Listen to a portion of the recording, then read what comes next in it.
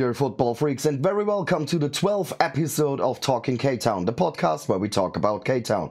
And because talking to myself would be very boring, I'm very happy that my dear friend Steven is again with me. Steven, how are you, brother? I'm waterlogged and doing all right for a Monday. It's Monday. I hate them, especially like we talked about before we went live.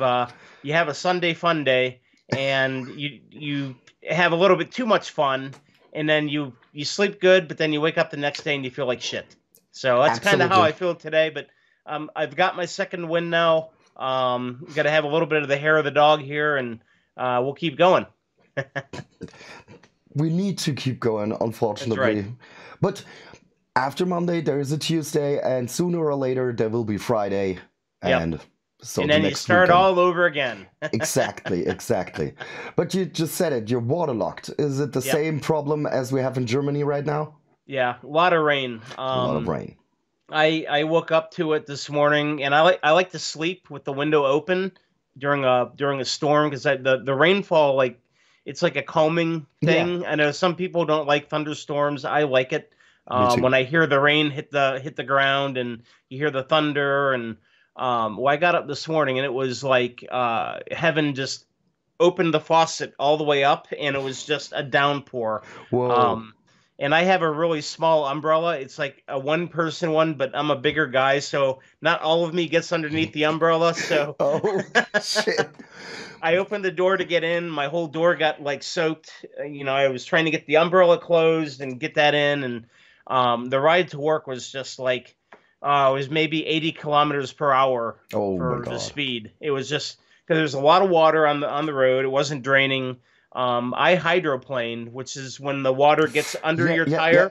And I hit this, like, I don't know if I hit like a groove, but I'm like 15 minutes away from work, and a little light comes on my dashboard that says, low tire pressure, like the little yellow light. Yeah. And I'm like, oh great, did I get a flat or something, or hit a nail? And I hit this button that shows you your pressure for your each tire, and it was like 26 psi, which normally should be 29 or 30. So I think what happened is it was already low, but it was right at that point where it was good but not good, and that cold water kind of pushed it down. And I kept monitoring. I'm like, if I start seeing the number go down, then I know I have like a puncture. But luckily it stayed, and I got home from work and went to the local tire shop, and they have a free air system there, and I pumped it back up to the 32 that you're supposed to have, and luckily it looks like it was just fine. But I'm like, oh great, I don't want to get out in this weather having to change my tire in a fucking rainstorm. No, you don't. So I would say first things first. Because, we both got wet from the outside. We need to get wet from the inside. So correct. I have my cola beer. I already told Steven that I ran out of beer. I know, as a German, that's a shame and it's a sin. But I had... Junge. Yeah, but I had visitors on Friday, from Thursday to Friday. And we emptied almost all of my...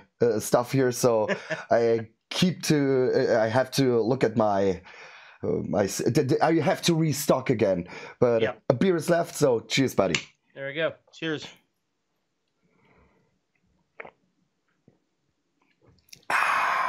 Well, we're two matches into the season already.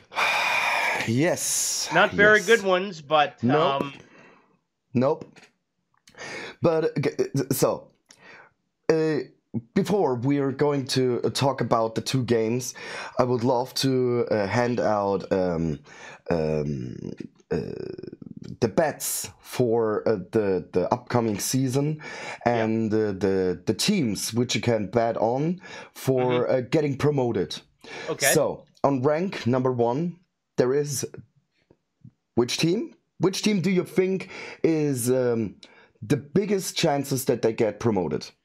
I gotta say, let me look at the table here. I would have to say, no, in advance, before the season starts, you can place a bet for a team, and you have like you pay a buck and you get two back if you're correct.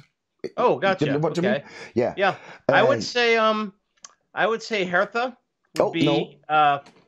No? Nope. Be Hamburger? Absolutely. Yep. Absolutely correct. It's Number SV, one is yeah. HSV. Yeah. On second rank, there is Schalke. Oh, wow. Yeah. Rank 3 is I guess it was Hertha. I completely forgot. But on rank 4, there is St. Pauli. So we played against the second and third, like this, team. Rock on, man. Which have the most, the lowest amount of money you can earn with a bet on it. Yeah. So on spot number 1, HSV, if you place a bet and you pay $1, and you win the bet, you get $2, including plus your the fee your whatever. fee. Yeah. So the chances are 1 to 2, and we are on 1 to 26. Yeah.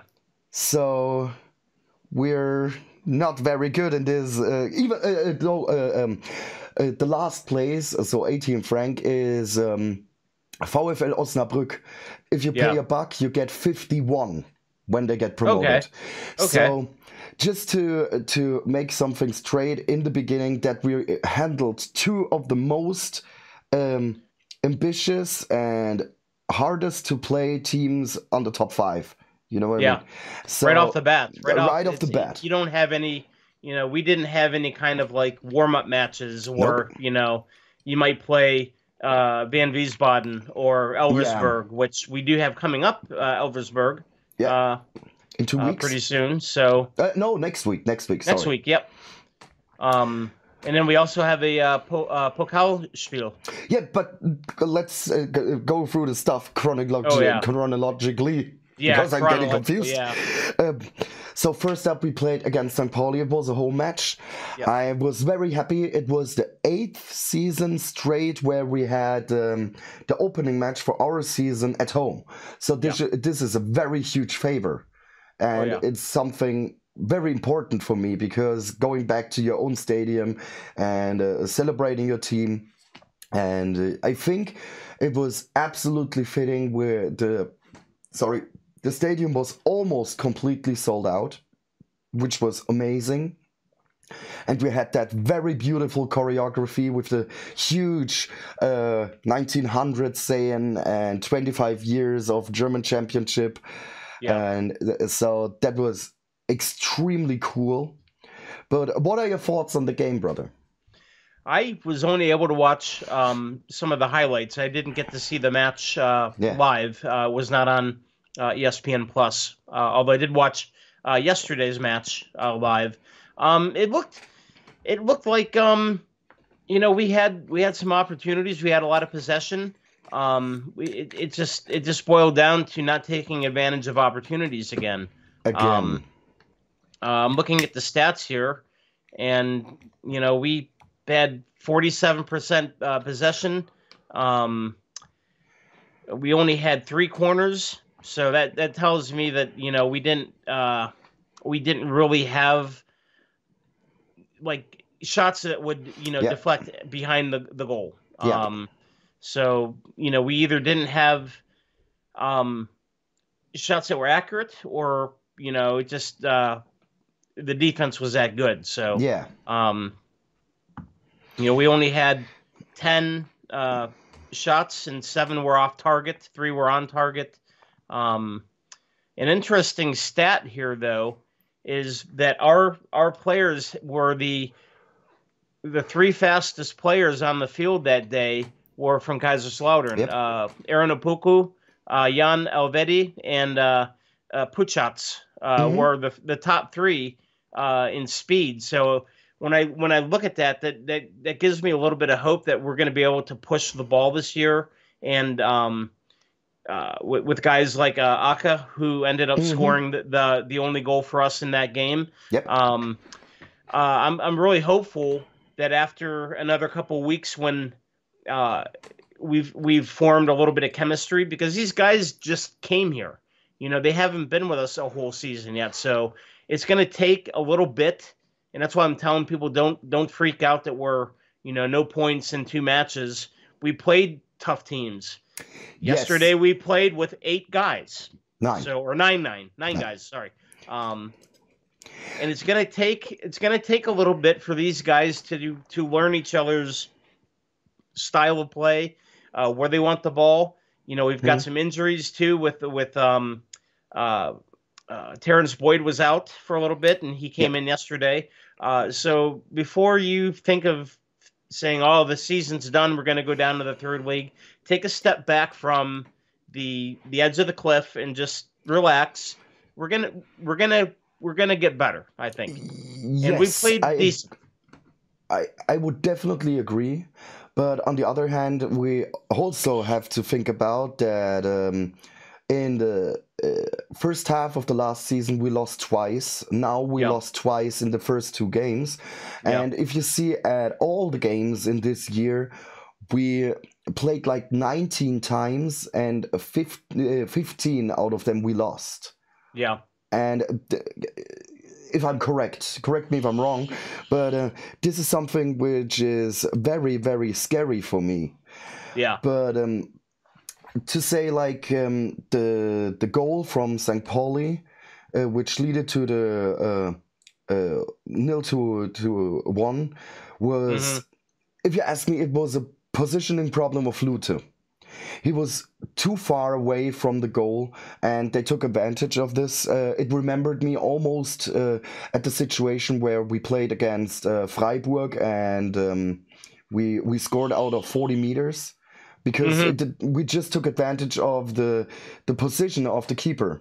Yeah, but on the he was too far to one side of the goal, and we took a corner shot, and even from that distance, you know, if you're like the goal against that Florian Pick scored against us last year, where he was like 20, 30 meters away and kicked it, and it was just like a laser beam, and Luther had no shot at getting it. It was just a perfect kick on a quick reflex, and there's nothing he could do. Yes, and also I don't want to make any excuses or something for the 2 losses, but I just want to explain what we have to deal with. Yeah. We played against a team which scored 25 times in 7 test games.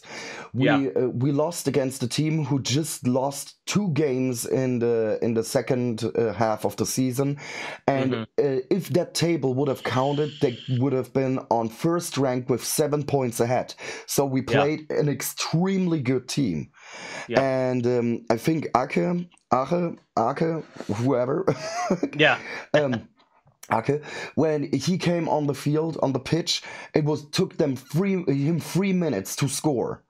And I made a prognosis that it would be a perfect start for him to score a goal in front of the West Curve, and that's what he did. So that was really amazing. I was very happy for him to have like this not comeback, but first appearance in Kaiserslautern. So I think that was really good. But of course, the penalty was absolutely unnecessary.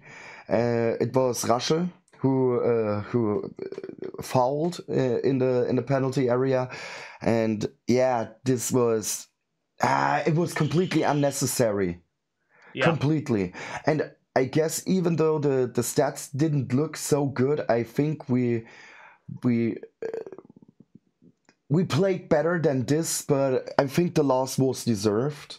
But a point would be good also. So it is a harsh thing any points are good out of a match, you know, especially against a club like St. Pauli that, like you said, were just, you know, such a good second half of the season last year, and through the friendly matches during the off season, with all their goals, it's like to keep them close. You know, it's heartbreaking, but you know, I think they fought a little bit. I would think that maybe if this match was played in 3 or 4 months down the road, I think maybe the results might be a little different. Absolutely. I mean, we'll see. You know, some teams start out really hot like we did last year and kind of tailed off. St. Pauli was kind of towards the bottom, and second half they just went right up. Like you said, they would have finished at the top of the table easily if you started the season at the break last year. Yes. So, yes. Yes. Absolutely.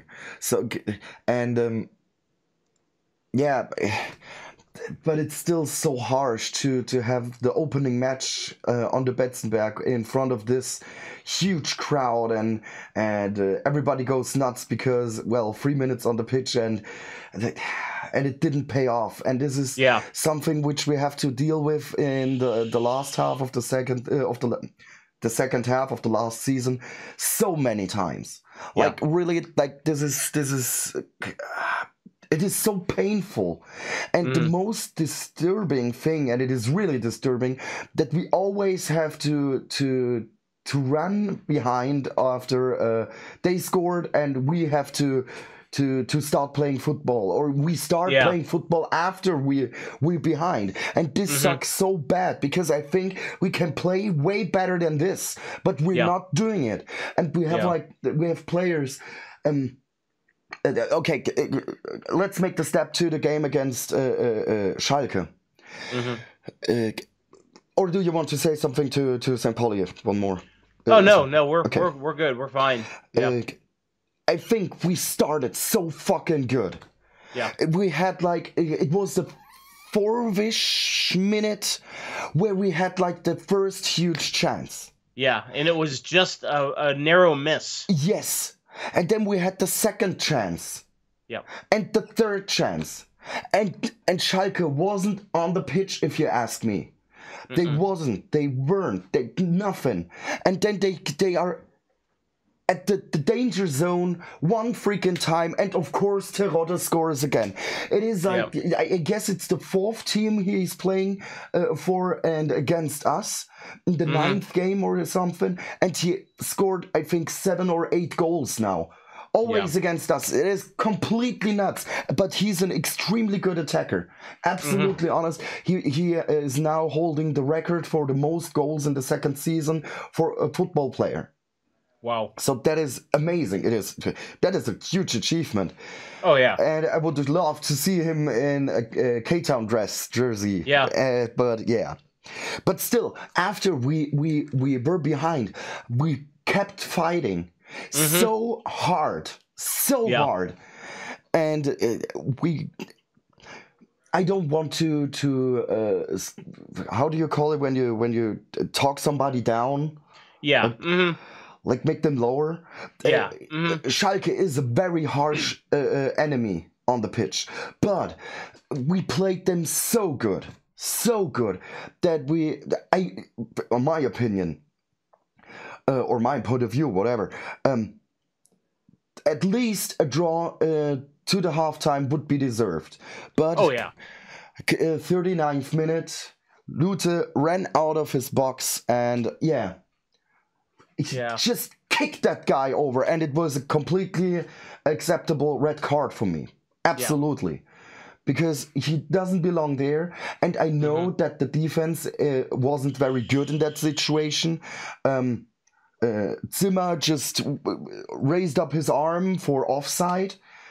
Offside, by the way, we scored an offside goal. Yeah. So, but come on, that was offside by just a meter or something. Come on. And I think that was Aka that scored the offside goal, right? Was that him that I guess scored it? Yeah. I saw that as soon as that kick went through, and he was a good 2 meters past the defensive line. I'm like, oh, come on, dude. You should be aware of where you're at. Yes. As opposed to the defensive line. I mean, but the way that we were playing, though, and you mentioned it, like Schalke was kind of like in a fog. Yes. Like we had them on their heels. Absolutely. Like in their own house, expectations of the fans there are that they're going to go back up. Yep. And we had them worried for the first 13 minutes until, Toronto scored. So I loved the energy that we had. It was just neat to see the really good passing. It looked completely different than the kind of plays that I'm used to seeing us. And way better than just the game against St. Pauli. It was like a growth of energy and stuff for like 500% or something. And I would say I was there. I was auf Schalke, and I was in the seating spot because I didn't get any other tickets, but everybody was standing the whole fucking time and cheering. It doesn't matter. Yes. So, and the funny thing is, or the good thing is, that we didn't have any fan separation at this area, so we were getting into the stadium and out of the stadium together with the Schalke fans, and it was very pleasant to talk to them and talk about old times of them. And the last time we were playing against each other were in the first league, when they were playing in Champions League, and we were fighting against relegation. This is a long way of the road which we got behind us to get to this point. And but it was very, very cool.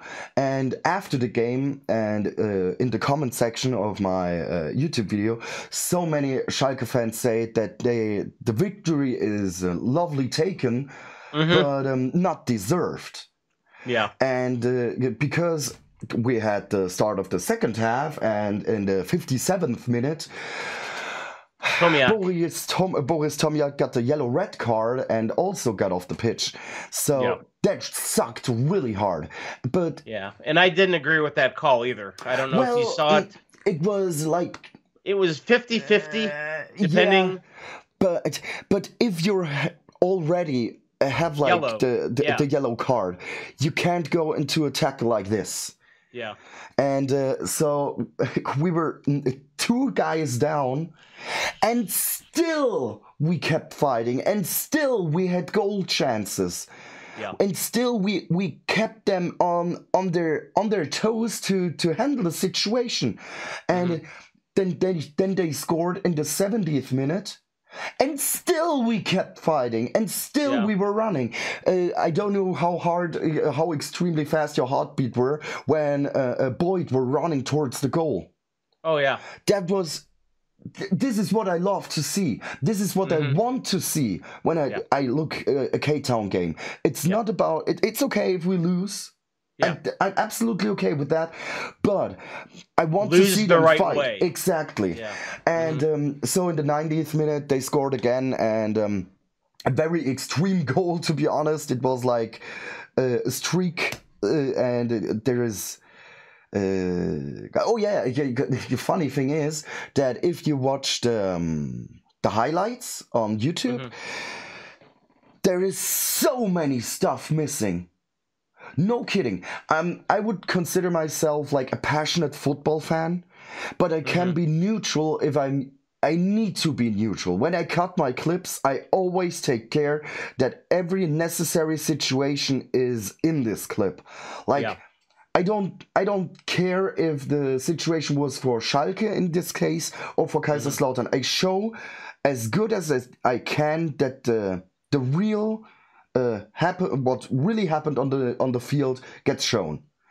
But this highlight thing is just the fucking worst. No kidding.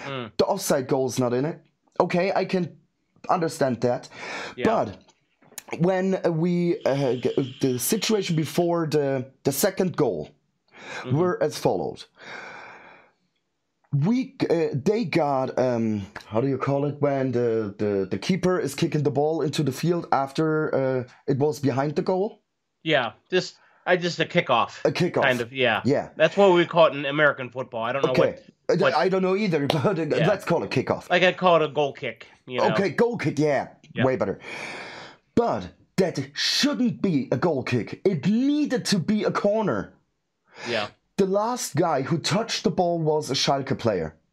So a completely wrong decision, which led into the situation that I say the word situation so many times today. It led to the second goal. Yeah, So it was a circumstance that led to it. Yeah. And then in the highlights, they say that Kral, our second goalkeeper, which got swapped in because Luther got the red card, he slipped with his feet, and this is what happens. This can happen, but they call it like a huge mistake of him. Yeah, and this is there's a big difference between a mistake and an accident. Yeah. Yeah. And for the third goal, I would say he didn't had any chance to prevent this goal from happening. Yeah. Absolutely honest, that was such a laser. What you would call like the perfect storm, the right scenario with the right moment, and it was only it would take a perfect shot to get in, and that's exactly what it was. Absolutely. So you can't fault it. That's if you're going to be a neutral person, like you said, you have to say, even if it's congratulating your opponent, hey, that was one hell of a shot. Yes. Yes. Yep. Yes, and we know where we can give credit, and this is definitely a situation where we can. Yeah. And I need to give credit to ourselves, to the fans. We started up with a very beautiful choreography, which had like flags and confetti. And with a little bit of smoke. And the funny thing is, I don't know if you guys know, but Schalke, the arena, has a roof, but not like a roof over the seats, but over the field as well, which can be closed in like, I guess they're 5 or 10 minutes, something. And they had the roof closed the whole time, and it's so funny to see that in the beginning of the game we had like the red pyro, and even in like saw that. Yep. Even in the 20th minute or something, smoke were still in the arena floating around. It was just fog, like a huge cloud. That looked so beautiful. I really love that. And the second half we started up with an extremely great pyro show. That was amazing. The whole block was on fire. That is so freaking awesome and beautiful. I can't explain how great that were. But of course this is going to be expensive, but I'm getting to that in a while. Unfortunately, hopefully they open up the roof after that. Like, we got to let this stadium breathe for a minute, because it's like the Canadian wildfires into the stadium, No, they didn't. The funny thing is, friends of mine were standing in the standing area, and they told me that behind the standing area, like they have like this levels. And in between there were like VIP lounges, and they were completely filled with smoke, because they had like, for air conditioning, they had like windows like this size, and they were open, and now they were completely filled with smoke. They're in there like so that was really, really cool. But what was really, really uncool, that the police is preventing choreographies from the Schalke fans, because they say there is a window which isn't allowed to be blocked, where they have like the police and firemen, which I absolutely understand. But I don't understand that in the last years nobody cared about, nobody gave a shit about that this window is covered, but all of a sudden they do. Very strange. Because they're always setting the level of restrictions higher and higher, because they say they need more people to control the situation by the fans, like fans who are in charge. Yeah. Then they raise this amount of people up. Then they said like, do this, do that, do this, do that, and now this is that's the bottom line now, where they say, this is the line in the sand, you can't go much further. Can't cross it, yep. Yeah, but I think they did. And I'm very interested on what's going on in the upcoming weeks, because they are really freaking angry. But I can imagine you work for weeks, even months sometimes, for a choreography. Oh yeah. And then they say, no, you're not allowed to do this. Yeah. And this sucked I have so bad. I have a feeling that they will do it anyway. It's like a big, fuck you to the organization. I don't know. You know. I don't Yeah. know, because you're not messing just with the police in this particular situation, but with your club as well, because every choreography needs to be shown to the club, and then they have to agree that it is going to be shown. Yeah. This is why we had this huge choreography against Waldhof Mannheim, and they were just for a brief moment, for just a minute or something, this banner over the block which said Waldhof Verrecke, because that one was not allowed.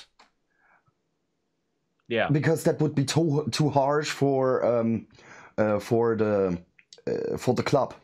But in the clause of the devil you find death is also a little rough. Yeah, a little rough. But on the other hand, come on, it's aggressive. Combat, it's a derby. So, yeah. So, and if we're talking about aggression, we've been in Schalke pretty early, like 3 to 4 hours ahead of the game. Get 3.5 hours, something. Yeah. And we stand around, we drank a couple of beers and enjoyed ourselves. And on the way back, same thing. No trouble, no nothing. But I hear that someone got attacked by a group of Schalke fans, and he got his Kutte stolen. Oh, wow. So this is harsh, because this is not just a piece of... It's not like a jersey which you can buy again, or a scarf which is disappointing to lose, but a Kutte has always like a story behind it. He told that this Kutte, he started wearing it in the 90s.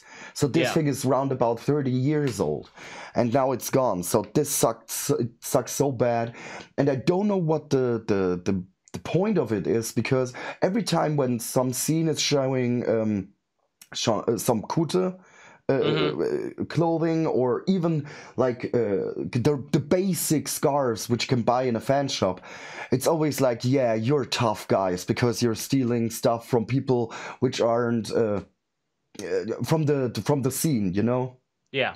And so I made a video, a very short one, like a minute, to make like a shout out that if anyone has like patches or something, they should send it to me, and I take care that he is going to get them to make a new Kutte for him, because that really made me sad. Yeah, and hopefully, if the word gets out, you can have, hopefully the Schalke fans will police themselves and say, hey, look, that was uncalled for.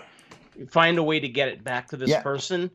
If you wanted to do it just for a stunt and keep it for a day and then send it back, okay. But, like you said, that's something that is built over time. It's not, you can't go to the team shop and buy a Kutte and all the stuff on it. You buy the vest, and then you put things on over time, and that becomes like a story, So that's, like, that's utter garbage. Frank, right? He always and his wife always wear like the Kutte, and when I'm always reading the patches, and there are some which is so extremely old, when we had like connections to Wattenscheid 09. This is so far back. This is so unimaginably far back. And some assholes just steal this. And I have no exceptions for this. I accept, don't get me wrong, I accept the ultra culture with stealing like the banners or scene clothing or something, because they play by the same rules. But you're not playing by the same rules when the guy which you're going to steal from doesn't know any better. And the most disappointing thing is, he was, I guess, in a very small group, and they were like a massive group. Yeah. Pick on the people of your own size, goddammit. And that really makes me angry. Because we have in our own rows people which do the same fucking shit. And I have no exceptions. No exceptions. Yeah, no excuses for that at all. I told the story before, but I will do it again.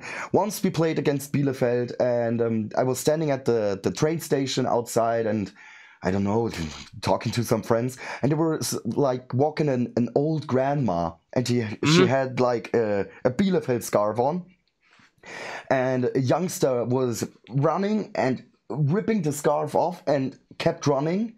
So pretty tough of you.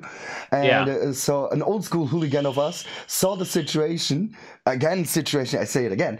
And he walked over, he grabbed the guy, he slapped him, he took the scarf, walked to the old lady and gave it back. So that was cool. Yep. You got to police your own people. Yes, you know? yes. Yeah. And I don't think that this is anything which you can be proud of to say, oh, I stole this scarf from an old lady. Yeah. Man. Oh, this is... Her top speed is like one mile per hour. Yeah. It'll take her like 100 years to go a block, you know? It's just like... Yeah. But when it comes to a situation like with the... Again... where we were standing at the car, and as I said, three guys were cutters at this point, and I wondered what have I done when someone came up to us and say, "Give me the stuff." No. No, just if you want it, you're gonna have to fight me for it. Absolutely. I don't want to do this. I really don't want to fight. I had too much fights in my life, but that's the point. I know that I can fight if I have to, and I'm way too fat to run. Yeah. This sounds stupid, but this is also a thing. I stand to my ground, and I want my friends to do the same for me, and I will do the same for them. So...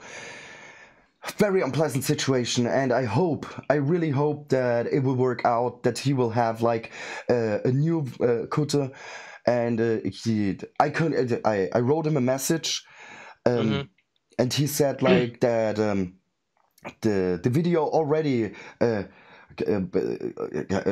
reached so many people that they said, okay, I have some patches around, I will send them to you.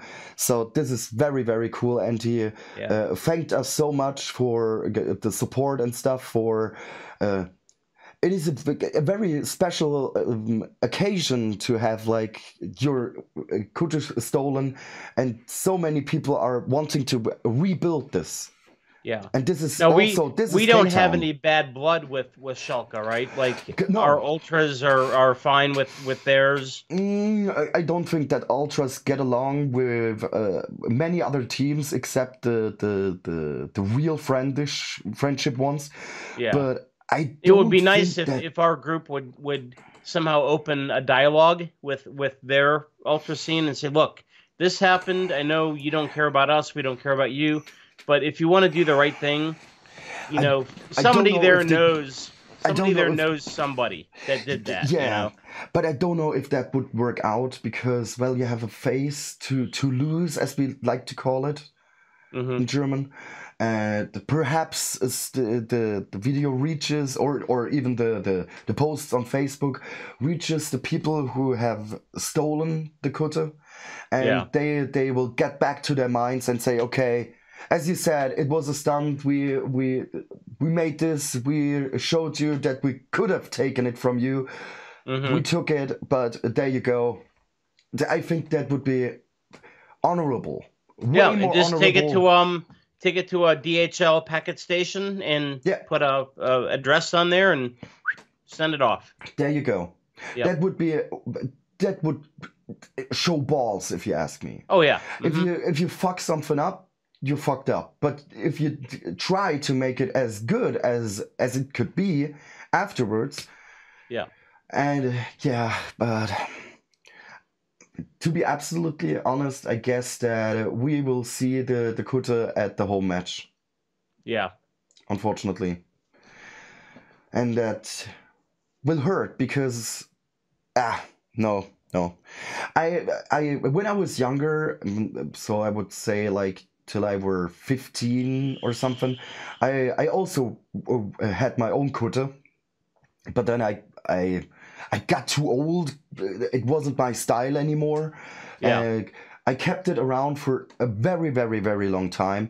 And then I figured, why should I leave something like this in my closet? Or I can take the patches off and I give it to people which love to have more, because you don't get your hands on them anymore. This is so fucked, because when I was young, you can buy them everywhere.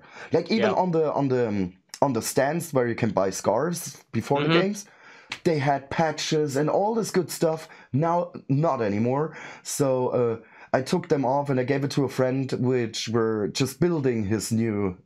He started to become like a kutte wearer. Yeah. Yeah, and you mentioned his name, Frank. He was the guy that was always with his wife there at the Betzabud, right? Yes, absolutely. It was always, because I remember a bigger guy. Yeah, I remember him. I got a couple. I have, I think, 4 or 5 patches already that somebody gave me to start my own. I never ended up getting like the vest, but I have all the stuff. I just need to get a vest. I have and these are old. These are the old FCK logo with the rocker that says West Curva on it. Oh yeah. I have the block that I stood in, a little red patch, and then I have one that says like 100,000 volts for all minds people, and it has a guy in like an electric chair. Yeah. I have a couple of those, so I have a start. But like you said, it's really hard to find these patches anymore. Not even the fan like shops that set up outside the stadium carry that. Maybe even the fan shop for the team, I don't even think carry patches anymore for the most part. Yes, sometimes they have, but they're boring, quote unquote. Yeah. Like the real interesting stuff, like there is a very beautiful patch I got where Betsy is pissing on a Bayern Munich logo. And all this real crazy shit which everyone likes is so hard to get. You have to look out on eBay all the freaking time, and then these are going to be real expensive, like real expensive. Like for one patch which has like this size, 25 to 20 bucks, 25 bucks, 25, even more. 30 bucks, yeah. And this is very, very sad, because the look of the kuttes I really enjoy. And the new season tickets also got a guy with a kutte on the backside. Yeah. So this is just freaking cool. Oh yeah. So I hope that it will work out and he will have perhaps even his old one. And he said when he gets all the new ones, like from the crowdfunding, quote unquote, thingy, he will make a new kutte and then he will send give it for an auction for the Betze Engel or something. So that's a very cool move. Oh yeah. Now where do you find? I know over here it's not very common to find like the denim vests anymore, because I mean the people that were into like the thrash metal, would wear the same like style of vest to like rock and roll concerts, and they would have like Metallica and all the patches from all the shows. I'm wondering, where would you buy a vest like that in Germany? Like any clothing store? Do they carry like denim vests, or is it like a specialized place that you would go to buy? And this is for anybody, like especially American fans that maybe want to start a kutte journey. Where would you begin? Like, where would your go-to place be to get a vest? So first up, I'm not a shopping guy. I hate shopping for clothing. Really, I got my jeans from. I tell Bella, you know my size. Just get me a new one. But when my brother just got married in the summer break, and I had to buy new clothing, of course. I hate this. So Yeah, I it's like can't. a chore. Yes, I can't recommend any store, but if so, look up in a second-hand store and just buy a whole jacket, like a jeans jacket, and just take off the arms. Cut the arms off. Yeah. Or eBay. eBay, you always find like blank ones on eBay. Yeah. Yeah. And then you have to track down somebody that has a good sewing machine that can put your patches on for you. This is a huge topic where the mind split, as we call it in Germany. I don't know if this makes sense in Germany, in English, where the one group says, use a sewing machine. It's way better. It's way clear of how you do it and stuff. It's tighter and everything's cool. But a real Kutten wearer always sews them on by hand. Yeah. Yeah, and Frank is very strict when it comes to this. Wow. He doesn't make any excuse. He needs to do this by himself, and I'm very impressed by the crafting always, and like he's a good seamstress. Yeah, and I like the puzzle solving. Like, where could this particular patch go to not cover anything else? Yeah. So yeah.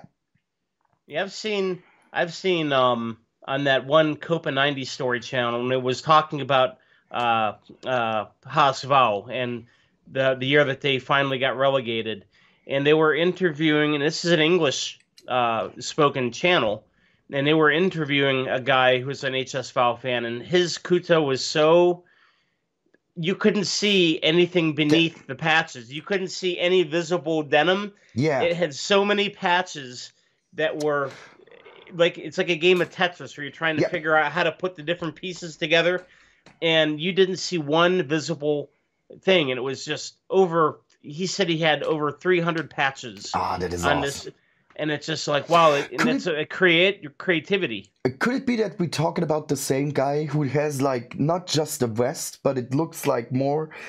He had attached like extra denim underneath. Cloth. Yeah. And to make it hung down to his knees. Yeah, it was exactly. Like, holy shit. That is crazy, and it was looked like a so robe. Cool. Yeah, it was like a denim robe at that point, But a patches robe. Yeah. But just to see him, like, turning around and pointing to different, I got this one at this game, all the way back into like the 1960s. Yeah, and could you imagine like remembering each and every patch where it is? That is crazy. And he had one where all the asses are the same. Where like a HSV fan, a St. Pauli fan, and a black guy are standing next to each other and taking a piss. So it's anti-racist. So I think that was very funny for a HSV fan. All the butts are the same. They all stink. Exactly. And it's like, I thought it was so funny to have a HSV fan wearing something with a St. Pauli logo on it without like a cross or a middle finger or band sign or something. Yeah. Yeah, this is a very interesting culture. But as I said, I completely lost track of it to kept going, and but I think Frank is just building a second one, and his first one he started up like regular, like I put here this, here that, here this, here that, and then he started to puzzle and play Tetris, as you said, call it, and now he has like the second one. I guess he told me about it, and it is like, from start to finish, he will put it, okay, this comes in the bottom left corner to make the start. And then he builds around it that you don't see any denim at the end. Because this is the goal. And many people are, how do you call it when women take their hair and they have like the free strings of hair and they go like this? Always. They call it braiding. Braids, yeah. Okay, and they make this with red and white, like thicker cotton, or something, and they put it around here, so it's a good ending for the arms, so it doesn't look like it's just chopped off or something. Yeah, this looks also pretty cool. No, you're not supposed to. I guess I understand this correctly, but you never wash your vest. No, you never, ever, never. Yeah. That's a fucking sin.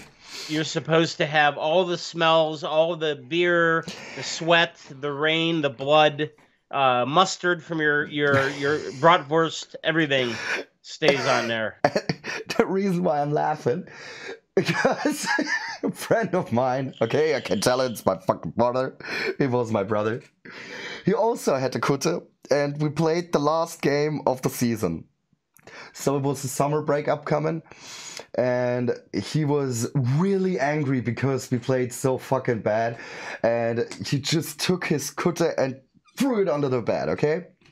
Unfortunately, it wasn't just the Kutte, but a piece of bread with a special kind of sausage on it, which is not like a plate of sausage, like you put it just on it, like you put it on and then you take a knife and you kind of spread it around. Thank you. Yeah. And it stood there for the whole fucking summer break. And then he took it out and it smelled like death. Oh my goodness, yeah, old rotten meat. Yeah, but you're not going to wash your Kutte. Nope. And he took that seriously. He didn't. And we were in the block and it was horrible. It was real horrible. And we said, no, you need to wash this. And or at least like put Febreze on it. Just yeah, back then I don't think we had something like this. But we agreed in the end, he's not going to wash it, but to stand in the yard and we take like the water hose and just make it completely soaked and then do it again and again. So, yeah. Put some soap on there a little bit. No soap. No soap? Just okay. water. Okay. And yeah, it worked out because then we figured it dilutes it a little bit. And, then we took a beer, poured it over. There you go. Beer covers everything. Oh, yeah. Yeah. So that's the story of my brother's beloved Kutte. I guess he is still having. I could picture him like standing in the block, and then like instead of everybody like side by side, you see this big barrier of like people around. Like he has he can stretch out his arms and turn himself around without touching anybody. But no, this was before the West Curve got rebuilt, before 2006. So we had like the blocks in the West Curve were like with fences in between. Yeah. So there wasn't any chance that it could be there is any room for anyone. But yeah, I wanted Who knows? to say, maybe that's how the COVID virus started. Perhaps that jacket. My brother was the fall. Now we freaking got it. He was what do they call that? Patient zero. You know, he was. We have someone to blame. That's finally. And then somebody in China grabbed that, and then they took it to a lab, and then they're like, oh, we can make this a lot better. You know? Yeah. We need some more of that sausage. That's a good start. Where can we find this? Yeah, that's a good start, but we can make it better. Oh, yeah. Look, but when we're talking about spreading stuff and the fans and stuff, before we were talking about the pyro, which we had at the beginning of the second half. And this is going to be extremely expensive for us, right? Yeah. And now... Probably, what, 20,000 euro, maybe? 40,000? They have it, is around it about a certain 30. Amount per, like a certain amount per... like light that they see per flare, so they would have to pause the video and count like bengalos, and the rockets. Yep. So, which that was really neat to see fireworks going off in the stadium. Yeah, I saw that. I'm like, oh, it's like the 4th of July in this like arena, you know. Like, yes, and I guess if it's high enough, I would agree that it is okay, but actually I'm not a huge fan. It looks extremely cool. Yeah. But it is way more dangerous than like strobes, smoke, or a flare. Yeah. Because someone kicks over the battery which they're coming from, and it starts shooting into the people or anything. This is way too dangerous, in my opinion. Oh yeah, we had against it was against Dresden. We one of those we call them like a Roman candle. It's like a long stick, and it looked like one of them went right into the block for some Dresden fans. Mm-hmm. It looked like it went all the way over there, and it landed like right in the middle of the people. I saw that happen. You mean like this is what we like? It's like an emergency signal. Yeah, it's called a clip, because you have like it is the size of a pen, and there is a metal spring inside, and you pull it a little bit down, and then you put a bullet, I would say, on top of it. And then you pull down the spring, you let go, and it shoots out the signal thing. And they shot it on top of the stadium, and it rebounded and got into the block. So this is also why I don't like anything you can't... that travels. Yeah, that travels. Absolutely correctly said. And but now Hannover 96... can I say correctly? Hannover 96. Yeah. Yeah. You got it. Because I said 69 the last time. And this I knew is something else. 69. Yeah. Yeah, that was wrong. And, back in the summer of 69. I guess the guy who commented on it were thinking about this song, but yeah. Yeah. So they're thinking about taking the fee which they have to pay, the club, and make the fans pay for it by raising the ticket price. So I guess that this is, and I said that in my video, that this is a very good occasion to say, okay, let's rethink how we are going to handle a pyro technique in a stadium. It is so common in Austria, in Switzerland, in Finland, in Denmark, in Poland. In so many countries, it is allowed in a special area at a specific time. But in Germany, it's completely forbidden, and I really know why. And there is no like, it's it's a penalty for the fans or something. No, this is just because that the DFB is earning a ton of fucking money. Oh yeah, yep. So easily. They don't need to do anything. No contracts, no, nothing. Absolutely nothing. Absolutely nothing. It's like a pocket money for them. Oh, you're burning pyro? That's cool because I get money from it. And this is why they don't want to have like any discussion. But I think we need to do this, especially when you think about that the trailers for when you see on Sky or Magenta Sport or somewhere else, there's always pyro included. Oh yeah. And then they say like a football as it should be. Yes, and this is football as it should be. Yeah, so that's part of the experience. You know. Absolutely. Yep. I can't agree more. And could you imagine that back when we played against Barcelona, the whole West Curve were on fire, and they said like the Betzenberg as an art form of itself. And they celebrated it, how beautiful it were. And now they show it and say, look at these criminals, these not fans, these idiots and stuff. It's completely idiotic, but everybody likes to see it. And if you have, I don't know if you saw the choreography of Magdeburg. I think it was at the DFB Pokal game, where they had Billy, the puppet from Saw. They raised up a block banner cool. with his face, and with the sentence, "You thought it was over, but the games have just begun." And they had the Saw music going on, and then they pulled out flares in the middle of his eyes. So that looked so cool. And it could be so amazing, and you take so many danger out of pyrotechnique when you're allowed to do it, when there's not like a stressful situation of an ultra, like, oh, I don't want to get caught, I need to cover my face, oh, I don't want to, I need to get rid of the bengalo, and yeah. So disappointing. But I think we were discussing the same stuff since day one here. Oh yeah.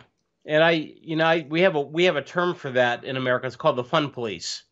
Okay. They want to stop the fun. So you have fun police. Fun police. So it'll be the DFB FP. The so DFB or the fun police. DFB P whatever the word. I don't know the German word for fun. Spaß. Spaß. Yeah. Yeah, die Spaßpolizei. Yeah. The Spaßpolizei. Yeah. They should have a special like armband, walk around the stadium. Yeah, this is so uncool. But it is like you love to see passionate football fans. They promoting of German football with us. Yeah. But just with a part of our culture. But pyro is a part of our culture, and it's not like it's nitpicking. Not nitpicking. How do you call it when you take like just the good stuff out? Cherry picking. Cherry picking. Thank you. Yeah. It's like cherry picking. Oh, we like to see waving flags and jumping fans and scarves and stuff. But pyro, no. This is so incredibly stupid. Yeah, you can't have one without the other. Yeah, it's altogether one. They feed off of each other. Yep. Even in Minnesota when we were there last month for the friendship match against Minneapolis St. Paul, their Wonderwall, they call it their curva. And they call it the Wonderwall because they always play the song Wonderwall at the end of the match, and they lit some smoke, and it was like gray, but you saw red and white. Oh, that's cool. So it was almost like because their colors are like blue and gray, and I think they had some blue, but they also had red and white. Okay. So it was kind of like I have some photos of that too. I will have to send it to you, but it was almost like a thank you for the K-Town fans by shooting off our color of smoke. That's cool. That's and really I was like, it was really neat. It is, and it's perhaps. And this is in America. This is in the U.S. Yeah. So. And I really don't know. You asked how huge the fee is going to be. I estimate like 30,000, perhaps even way more. Yeah. And if you ask me, this week, we have the upcoming first round of the DFB Pokal. And I guess because we're playing in Koblenz, we're lighting stuff again. Oh, yeah. We start the fire again. Looking forward to the game, by the way. And that's when is that match coming up? On Sunday. Sunday, okay. Yep, it's Sunday. So I'll have to see if that's on ESPN. I'm not sure if it is. But that'll be an away match because yes, always. Koblenz is amateur. Regionalliga, are they? No, I guess fourth league. Fourth league, oh, yeah, Regionalliga, yeah. Mm-hmm. Okay, so. No, fifth league. I'm terribly they're sorry. Fifth. Okay. Yeah, I don't think that they're in the. Oh my god! How embarrassing is that? Are they in the fourth or in the fifth league? Oh, but they're way down there. I don't know. Fifth league is Landesliga, is it? No, then it is the Oberliga. Verbandsliga Südwest. Oh, okay. Yeah. And funny story right there.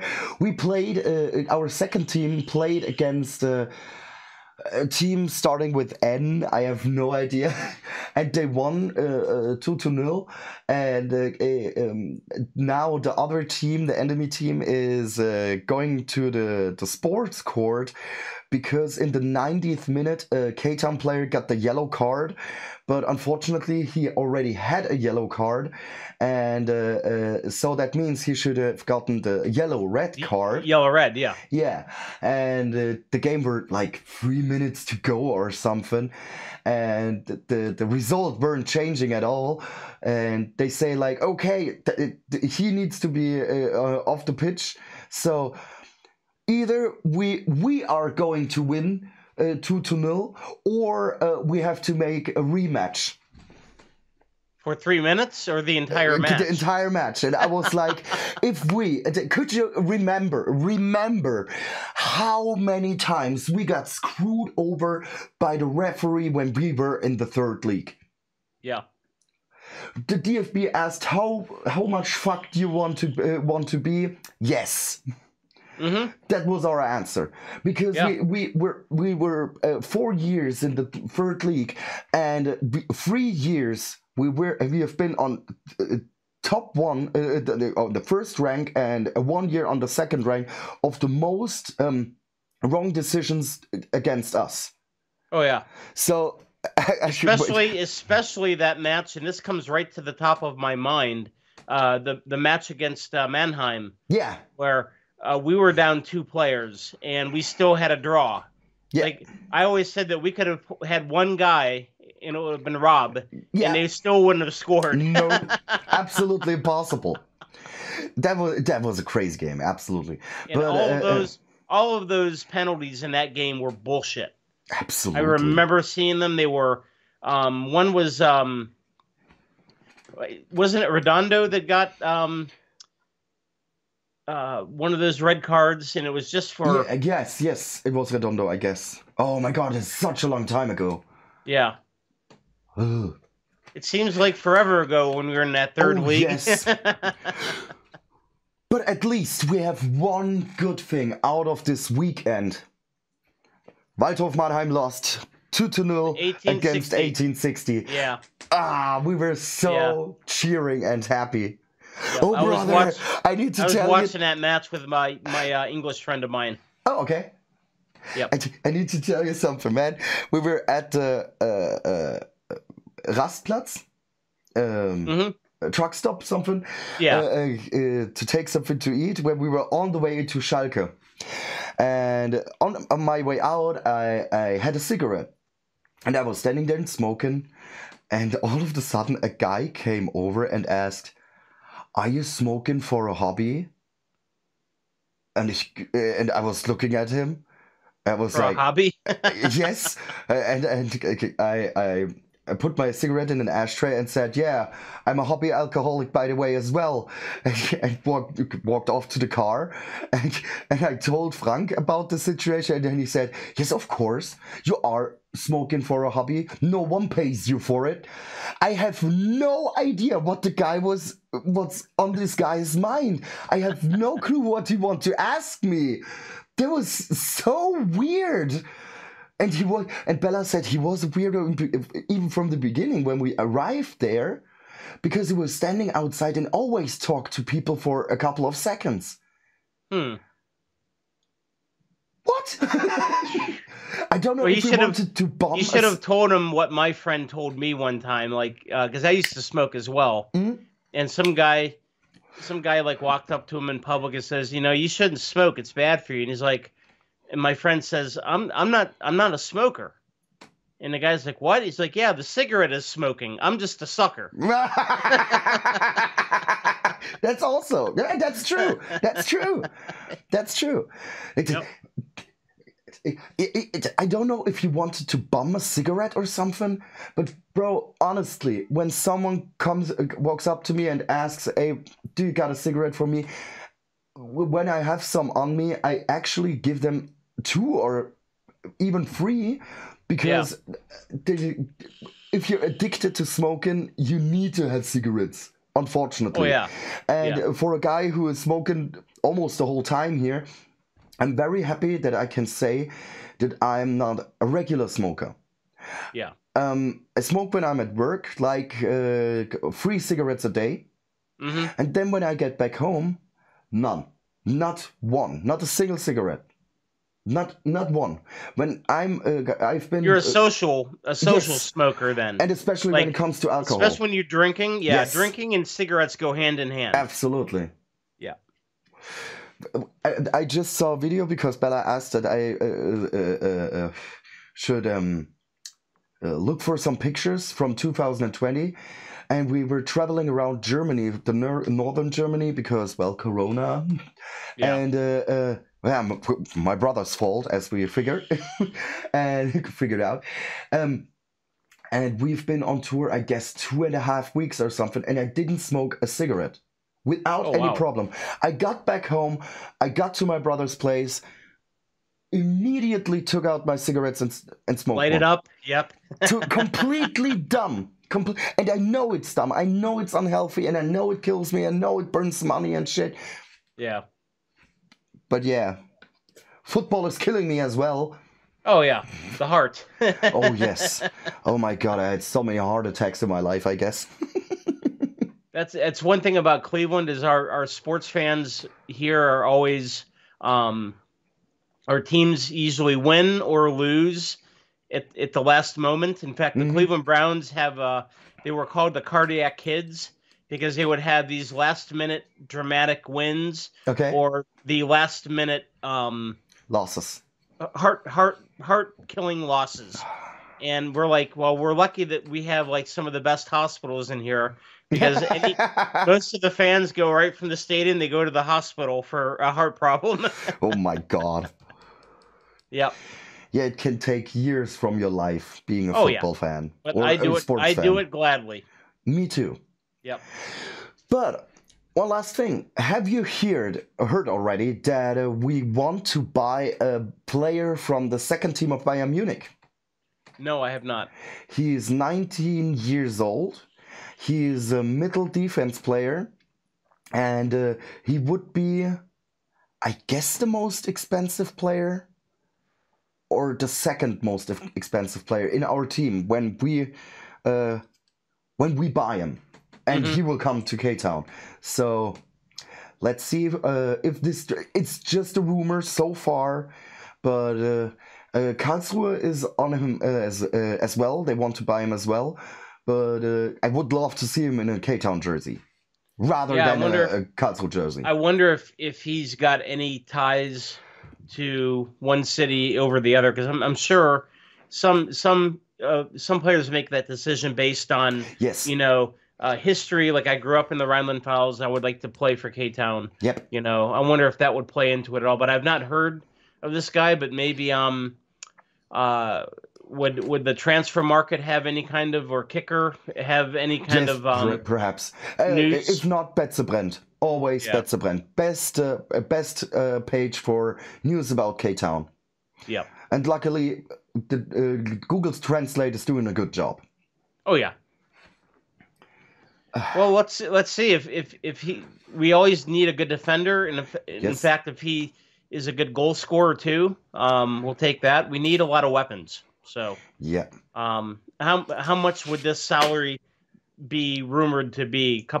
Maybe $1 million? I haven't looked it up because it was like 20 minutes before we got together that I heard about it, and I was laying on the couch and talking to Bella. So I just read about it, and yeah. But let's see. No, would you happen to know the most expensive player that we currently have right now? Would it be Aka? Yes. Yeah, yes. I was saying he was what, 800? 2 million, okay. Oh, 1.8 million. Yeah. Ish. Something about it. Around that. But to be, well, I guess the next game we need to win, of course. But then the next huge team is coming up. It is Elversberg, which got promoted with extremely good points and extremely good way of playing. They tied against Hannover 96 I almost said again 69. But they lost their first home match, semi-home match, because they're playing in Saarbrücken right now. And the last minutes were where they lost. It was the stoppage time. It was the 100th minute and the 113-ish. Oh, wow. Something, yeah. And the funny thing is, they swapped in a player which they bought from Stuttgart, and he scored both goals at his first game, and he arrived in Hansa Rostock, I guess 1 or 2 days before the match. So whoa, oh wow, that is crazy. So here's a question I have for you, and it's been on my mind quite a lot, and I've seen a lot of people talk about it. But is Dirk Schuster on a clock to get fired if we don't win the next game or two? Because a lot of fans are calling for his head, especially after the finish of last season. Do you think it's his problem, or do you think it's a player problem? I mean, I don't know myself. I think he gets another season, but if you start the season with, say, we go 0-4, no wins, 4 losses, do you think Dirk Schuster gets fired? I can't read minds, unfortunately, but I guess I already told you that if you see this year and the games we played in the league, point matches, how many we lost, how many we just drawed, and how many we won is completely out of balance. Yeah. And you see, my thoughts on this topic are, it is very strange for me seeing our players playing like hell when we played against Hamburg, against Heisfeld, 2-0 against them. Mm-hmm. And a week later, we play like shit. Yeah. Then you have a game like against Heidenheim, where we scored twice in the stoppage time, and if the stoppage time would have been 2 minutes more, we would have won. Probably scored again, yeah. Yes. Mm-hmm. But then you have games like St. Pauli, where I really think that there was no spirit on the field. Like, not as it could be. And my problem is that he's playing very defensive.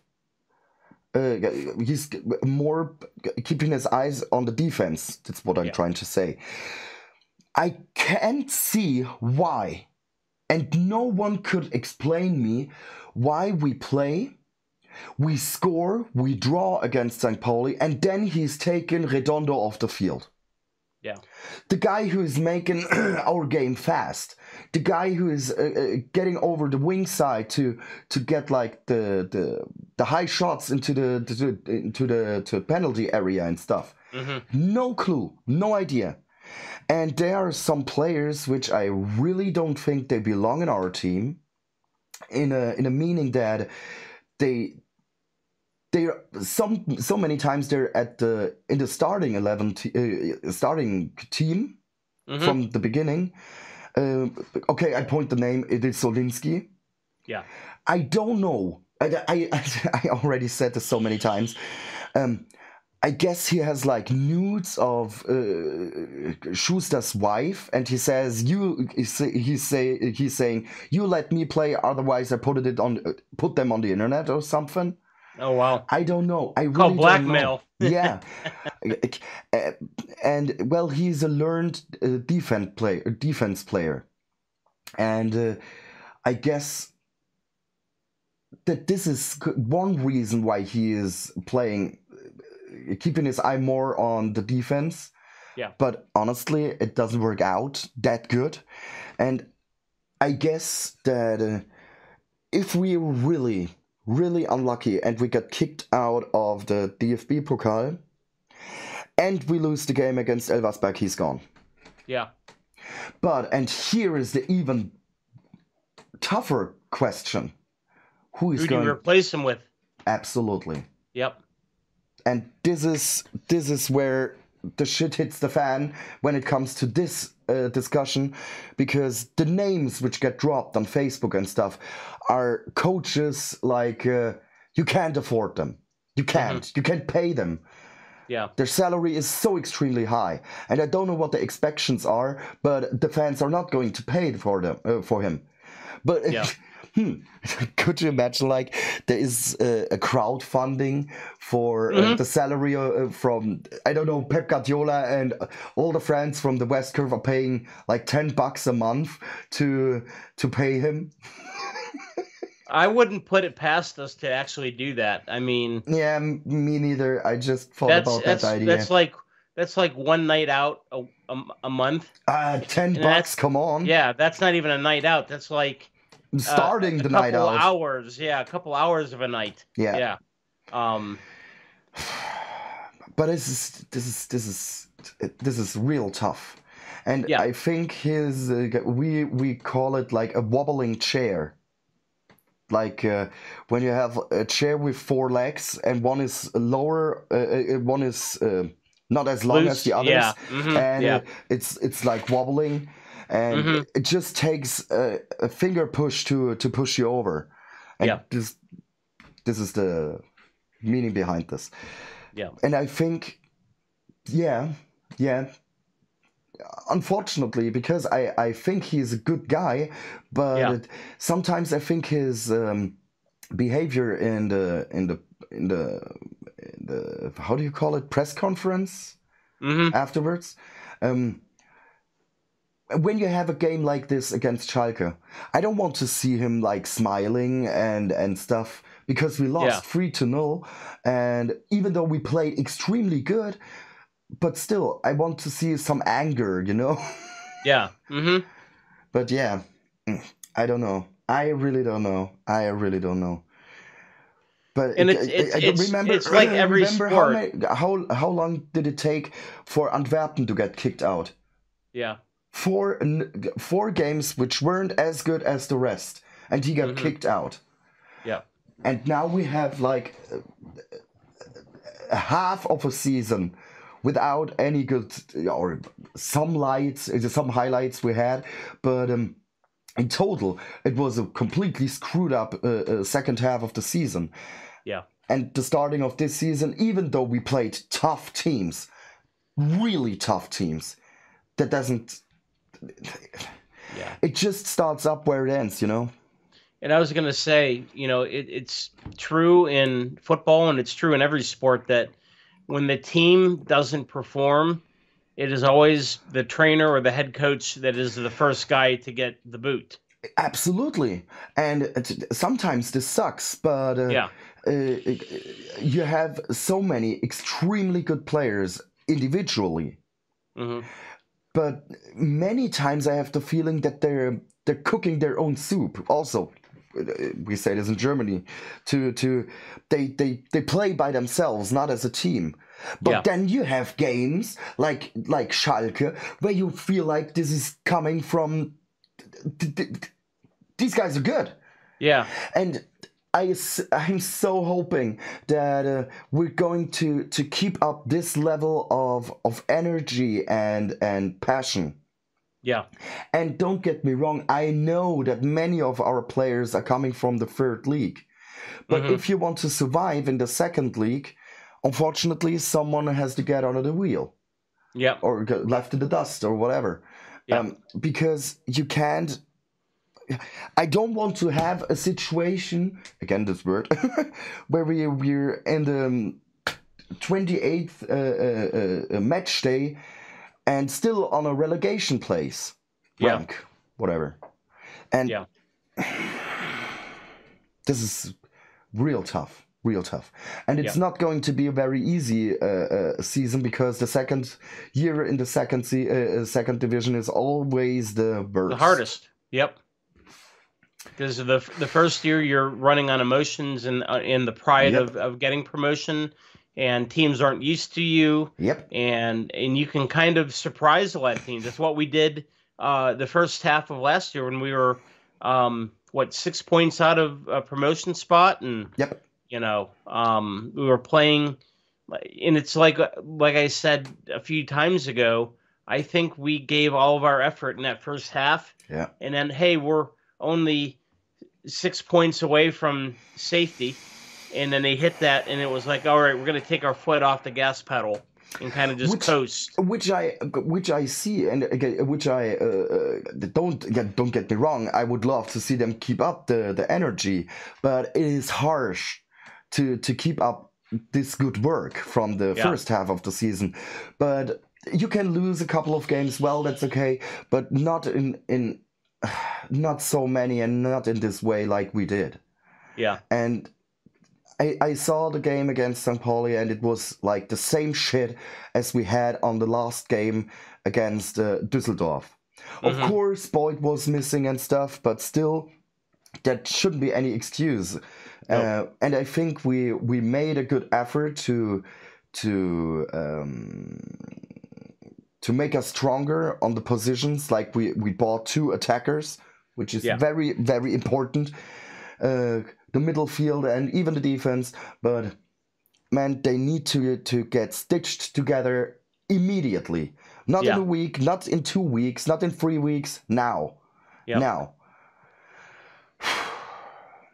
Well, we'll see what happens, and we've got we've got a winnable match coming up. So yeah, but come on.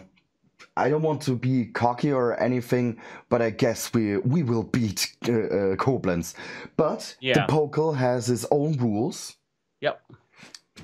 Let's see. That's why it's such a fun tournament. You never know what's going to happen. You're going to have these what we call a Cinderella team that nobody knows about. Nobody knows where they're from, who plays for them, and they come out and shock a first league or a second league team. Yes. It happens all the time. Which, to me, is why I love these big tournaments. Yeah. Because you get to discover these little mysterious teams that come out of nowhere and shock a team. I guess it was, I know it was Saarbrücken. They played, there is my guess, in the 4th league. And they made it into the 8. How do you call it when there are 16 teams left and you have 8 games? Yeah, well, we have a tournament. We would call that the Sweet 16. Yeah, okay. Because they have 64 teams in the basketball tournament. Yeah, to the Sweet 16, which is amazing and very huge. hard. Yeah. Yes. So hopefully we don't pick the Cinderella team with Koblenz. But I remember standing in Dudenhofen, where we played in the Verbandspokal, and we got kicked out by them. But who cares? We got promoted, so everything's fine. Yeah. But still, I don't want to see us lose there. Yeah. Win and get a little bit of momentum for the next league match. Yeah, but how many momentum could you gain when you play like a team from the 5th league or something? Yeah. 4th, 5th league or something. Yeah. Hey, I'll take anything at this point. Me too. I'm not gonna. Too. I'm not. Beggars can't be choosers, right? So Very good set. Yeah. And perhaps this is like breaking the knot. When we're going to win against Koblenz, if we win, and to as you said, give us momentum for the league, and seeing like this is fucked. The newspapers are calling the upcoming game against Elversberg a derby. Yeah, my absolute reaction. Yeah. If this is a derby, man, you could call any shit game a derby. Yeah. I really don't see the point. We've never played against them in a in a league game or something. Who cares? Who cares? Yeah. And don't get me wrong, I respect every fan who is passionate for the club, everyone except the Red Bull fans. But